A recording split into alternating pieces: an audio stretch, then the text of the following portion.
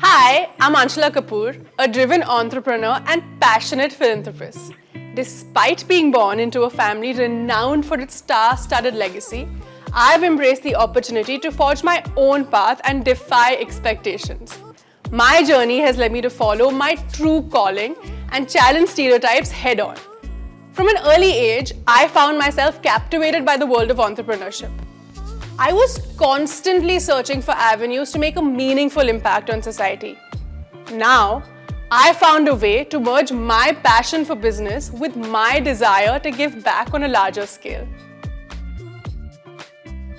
I don't know how much of my family background or me coming from a family that makes movies has got to do with me wanting to be an entrepreneur.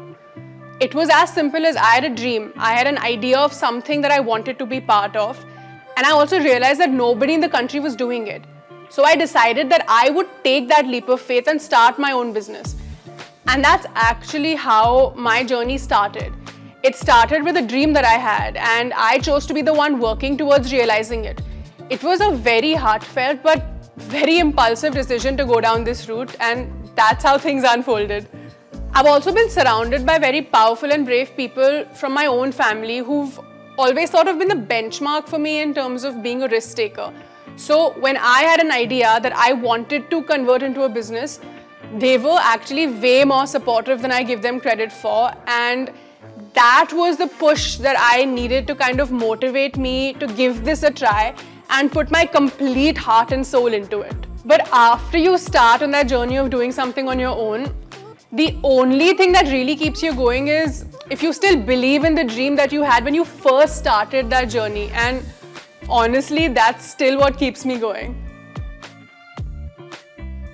Though balancing between my passion and my family life became more challenging, I had to learn to prioritize and find a balance. What was crucial for me was to ensure that I wasn't neglecting myself while I was building my business. But unfortunately, I didn't realize this initially, but that's exactly what ended up happening. I neglected my mental health, my physical health, even my emotional well-being.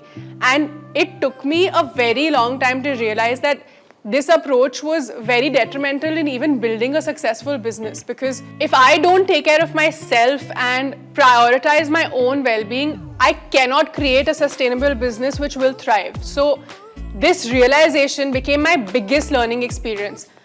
I understood that I must take care of myself, and that's actually what marked the beginning of my personal growth. I sought help to improve my mental health. I sought help to improve my physical well-being because I had gained a lot of weight during the first 2 years of building my business. And once I recognized that my health and I are just as important as my business, that's when I started on my journey of self-love. So for me, I would say the most valuable lesson that I learned was that I cannot disregard my own health for anything else in this world, and my health needs to be my top priority. It's pretty challenging to strike a balance between trying to pursue your dream through your business and managing your home life and your family responsibilities, because honestly, neither of them can be neglected, and you shouldn't have to choose one over the other. While family matters are paramount in certain instances, even then, you always need support. So my recommendation is build yourself a village. Surround yourself with a supportive network of people who are more than happy to step in and help you when you're struggling. Because sometimes you won't realize it, but if those around you see it, they should be able to jump in and offer their assistance. Another lesson that I learned is that life becomes significantly easier if you have a team that supports you.